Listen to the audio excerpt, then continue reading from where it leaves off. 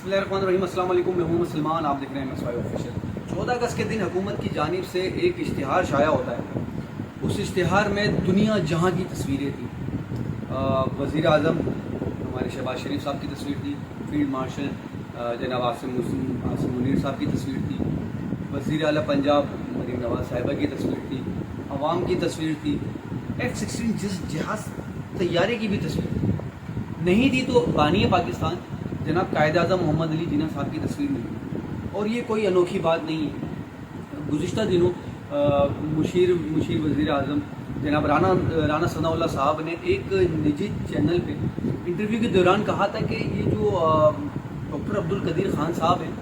ये पाकिस्तान के हीरो नहीं हैं। मतलब उस वक्त उन्होंने ये अंदिया दे दिया था कि आने वाले दिनों में जो कायद आज़म मोहम्मद अली जिन्ना है, बानी पाकिस्तान है, हम इस बात से अगर विड्रॉ कर जाएं कि ये पाकिस्तान जो है कायद आज़म मोहम्मद अली जिन्ना ने नहीं बनाया तो इसमें कोई परेशान होने वाली बात नहीं है, क्योंकि ये सारे मामला जो ये सब उसी कड़ी को जा रहे हैं। और जब ये बात हुई थी, राना सनाउल्लाह साहब ने ये बात की थी, तो उस वक्त मैंने अपने एक व्लॉग में ये बात मेंशन की थी कि आने वाले दिनों में ये लोग कायद आज़म से ही मुनकिर हो जाएंगे, उनसे इनकारी हो जाएंगे कि इन्होंने पाकिस्तान बनाया था नहीं बनाया था। पाकिस्तान तो भाई एक हमने जंग लड़ी थी, अवाम ने जंग लड़ी थी, अंग्रेज़ों से मुज़ाकरात हुए थे जिसके अंदर सर सैयद अहमद ख़ान थे, अल्लामा इकबाल ने ख्वाब देखा था, तो उसके बाद हमें मिल गया था। मतलब अंग्रेज़ों ने देखा क्या वो अल्लामा इकबाल साहब ने ख्वाब देखा है, चलो भाई इनको पाकिस्तान बना के दें। कायद आज़म का कोई किरदार नहीं था और ये इन्होंने इस इश्तिहार में बता दिया, दिखा दिया। और इसके ऊपर आज कौमी असम्बली में जो वज़ीर कानून है आज़म नज़ीर तारड़ साहब, उन्होंने खड़े होकर कहा कि भाई इसका तो हमें पता ही नहीं है, इसका तो हमारी नोटिस में ही नहीं है कि इस इश्तिहार के अंदर कायद आज़म की तस्वीर नहीं थी। मतलब एक इतना बड़ा इदारा, इतने बड़े वज़ीर इत्तलाआत व नशरियात जनाब अताउल्लाह तारड़ साहब, वैसे तो इतनी बड़ी बड़ी बातें करते हैं, उन्होंने जब ये इश्तिहार की अप्रूवल दी तो ज़ाहिर बात है एक क्रॉस चेक तो होता है। आपके मिनिस्टर्स हैं, उनके किसी की भी नज़र में नहीं आया, किसी की भी नोटिस में नहीं आया कि बानी पाकिस्तान जनाब कायद आज़म मोहम्मद अली जिन्ना की तस्वीर आप 14 अगस्त के इश्तिहार में ही मिस कर गए। चलिए जी, खैर ये तो एक अलग बात है, ये तो मतलब इस पर तो कुछ भी नहीं है। अगर ये जो कह रहे हैं आज़म नज़ीर तारड़ साहब के हम इसके ऊपर इंक्वायरी करेंगे और जिनकी ये कोताही है उनसे सवाल लाजमी होगा, उनसे सवाल तो बाद में होगा। पहले तो वज़ीर इत्तलाआत जनाब अताउल्लाह तारड़ साहब से ये सवाल होना चाहिए कि भाई आपकी वजह, आपकी निगरानी में इतना बड़ा भंड कैसे चला गया और आप लोग उसके ऊपर अभी भी कायम हैं। वज़ीर इत्तलाआत साहब की तरफ से एक सिंगल वर्ड नहीं आया कि वो उसके ऊपर एक्सेप्ट करते कि हाँ भाई हमसे गलती हुई है, नहीं, कोई नहीं, बिल्कुल सुन सन्नाटे में। दूसरी जानिब एक दूसरी खबर एक बड़ी चल रही है। सुहेल वड़ाई साहब का जो एक कॉलम है, जो ब्रसल्स में एक ओवरसीज़ पाकिस्तानियों की जानिब से दी गई एक तकरीब के दौरान फील्ड मार्शल आसिम मुनीर साहब से जो उनकी रस्मी बातचीत हुई और उसमें जो चंद एक सवालात हुए उसके ऊपर उन्होंने एक कॉलम लिखा है और उस कॉलम में उन्होंने कहा है कि भाई जो हम आसिम मुनीर साहब से जो बातें हुई हैं वो मईशत के हवाले से भी हुई है, खारजा पॉलिसी के हवाले से भी हुई है, और एक ख़ास बात जो कोट की जा रही है वो सियासी हवाले से जो हुई है। और सियासी हवाले से जो बातचीत हुई उसमें ये हवाले के उन्होंने लिखा है कि फील्ड मार्शल आसिम मुनीर साहब से सवालात खारजा पॉलिसी के हवाले से भी हुए, मईशत के हवाले से और सियासी हवाले से भी बातचीत हुई। और जब सियासी हवाले से सवाल किया गया तो उन्होंने कहा कि सियासी मसाले सच्चे दिल से माफ़ी मांगने से मुमकिन है। मतलब सच्चे दिल से माफ़ी मांगने से मुमकिन है, मतलब ये इशारा तो डायरेक्टली तो इमरान खान साहब की तरफ नहीं है, लेकिन इसके ऊपर एक जो छोटी सी बात जो तमाम सहाफ़ी हज़रात कर रहे हैं कि इमरान खान साहब ने कब इसके ऊपर बात नहीं करनी चाहिए। इमरान खान साहब तो शुरू दिन से ये कह रहे हैं कि अगर जे इस बात के ऊपर मामलात होंगे या मुज़ाकरात होंगे तो वो इस हुकूमत से नहीं होंगे, इस्टेब्लिशमेंट से होंगे, मतलब आर्मी से होंगे। तो वो इमरान खान साहब तो शुरू से कह रहे हैं। और जब चाहे वो इमरान खान साहब की मरकज़ी क़यादत की तरफ से ये पैगाम आया या हुकूमत की तरफ से पैगाम आया, अभी पिछले दिनों स्पीकर जनाब अयाज सादिक साहब की तरफ से भी ये पैगाम आया था उनको, बैरिस्टर गौहर साहब को, चेयरमैन PTI बैरिस्टर गौहर साहब को ये पैगाम किया था और उनकी चैम्बर में उनसे मुलाकात भी हुई थी। उसके ऊपर बैरिस्टर गौहर साहब ने ये बात वाज़ह की थी کہ بھائی ٹھیک ہے مذاکرات کی ہم بات چیت آگے بڑھاتے ہیں، لیکن اس کے لیے ہماری بانی پی ٹی آئی سے ملاقات لازمی ہے۔ اب ایک طرف یہ بات بڑے قابل غور ہے کہ یہ حکومت مذاکرات کی تو بات کرتی ہے، لیکن اس حکومت کے بس میں اتنا نہیں کہ وہ سندھ ہائی کورٹ کا جو حکم ہے بانی پی ٹی آئی سے ملاقات کا، اس کو ہی وہ اس کی پابند کروائے، جیل حکام کو، جیل سپرنٹینڈنٹ کو، کہ بھئی ان کی عدالت کی طرف سے ہے کہ ان کی بہنوں کی ملاقات، ان کی وکلا کی ملاقات، عمران خان صاحب کے ذاتی معالج کی ان سے ملاقات، ان کا علاج ان سے کروایا جائے، ان کو جو سہولیات دینی ہے وہ ان کو دی جائیں۔ جب یہ چھوٹے سے معاملات اس حکومت کے بس میں نہیں ہے تو وہ مذاکرات کس بیس پہ کریں گے؟ اور اسی بات کے اوپر جناب P T I Imran Khan صاحب نے کہا ہے کہ اس حکومت سے، فارم 47 کی حکومت سے اس قسم کے کوئی بھی مذاکرات نہیں ہوں گے۔ مذاکرات ان سے ہوں گے جن کے تحت یہ حکومت چل رہی ہے، جن کے انڈر میں یہ حکومت چل رہی ہے، مطلب اسٹیبلشمنٹ سے۔ دوسری جانب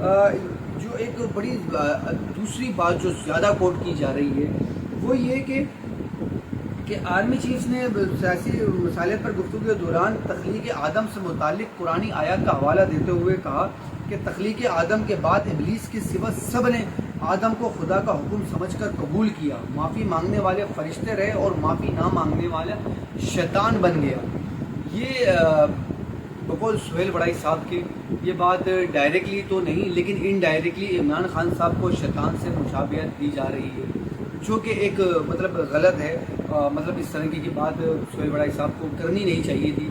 عاصم منیر صاحب نے پتہ نہیں کس کانٹیکسٹ میں یہ بات کی، لیکن انہوں نے جس کانٹیکسٹ میں یہ بات کی اور اپنے کالم میں لکھی، اس کا ڈائریکٹلی اثر جو ہے وہ عمران خان صاحب کے اوپر جا رہا ہے۔ اور پچھلی ادوار میں ہم سہیل بڑائی صاحب کو دیکھیں تو وہ باجوہ ڈاکٹرائن بھی انہوں نے ہی لکھی تھی، اور اس سے پہلے جنرل پرویز مشرف صاحب کے بارے میں بھی قصیدے انہوں نے ہی لکھے تھے۔ یہ سہیل بڑائی صاحب کا ہے کہ ہر آرمی چیف سے یہ ملاقاتیں کرتے ہیں اور ان کے لیے یہ جیسے مطیع اللہ جان صاحب نے کہا کہ یہ چاپلوسی کرتے ہیں۔ اب میں تو ان کے بارے میں نہیں کہہ سکتا، میرے لیے تو بہت سینئر ہیں، میرے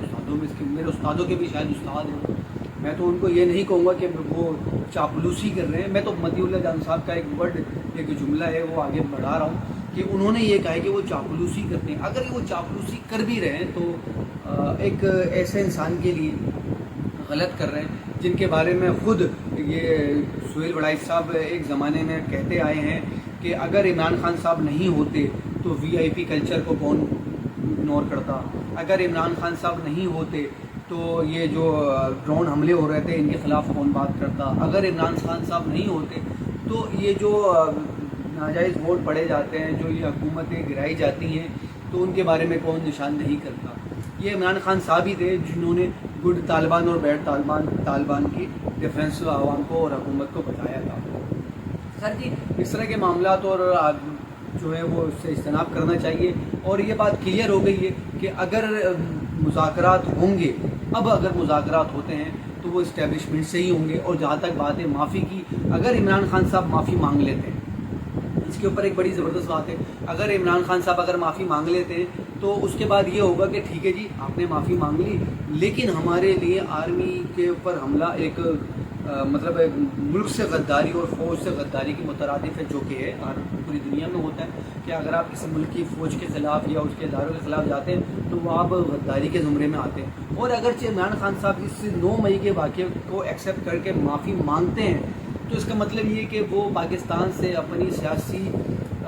جو ان کا جو باب ہے اس کو ختم کر دیں گے، اور اس کا حل، اس کا اینڈ آخر میں یہ ہوگا کہ عمران خان صاحب نے معافی مانگ لی، ٹھیک ہے جی ہم نے آپ کو معاف کر دیا، اب یہ ہے کہ آپ کو ہم نے معاف تو کر دیا ہے، اب جو ہے آپ اپنی سیاست کو خیر آباد کریں، اپنی پارٹی کا بوریا بستر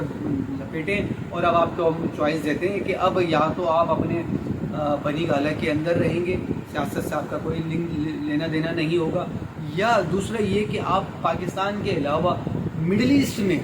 یورپ میں بھی نہیں، مڈل ایسٹ کے اگر کسی ملک میں جانا چاہتے ہیں، کسی جگہ جانا چاہتے ہیں تو ہم آپ کو جانے دیتے ہیں، ادروائز آپ کو نظر بند کیا جائے گا۔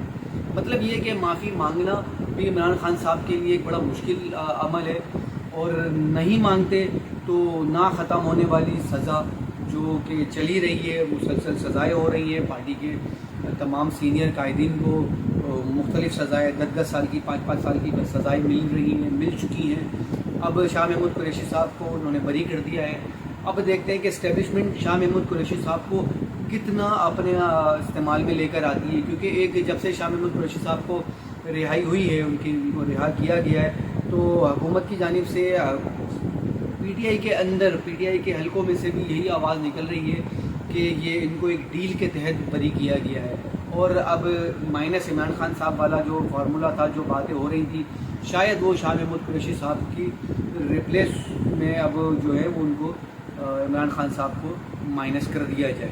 تو دیکھتے ہیں سر کیا ہوتا ہے, کیا معاملات بیٹھتے ہیں. اور حکومت جو مذاکرات کی بات کر رہی ہے, اب اس کالم کے بعد, ان تمام باتوں کے بعد, کیا ابھی بھی حکومت مذاکرات کے لیے سیریس ہے, اور اگر ہے تو کتنی سیریس ہے.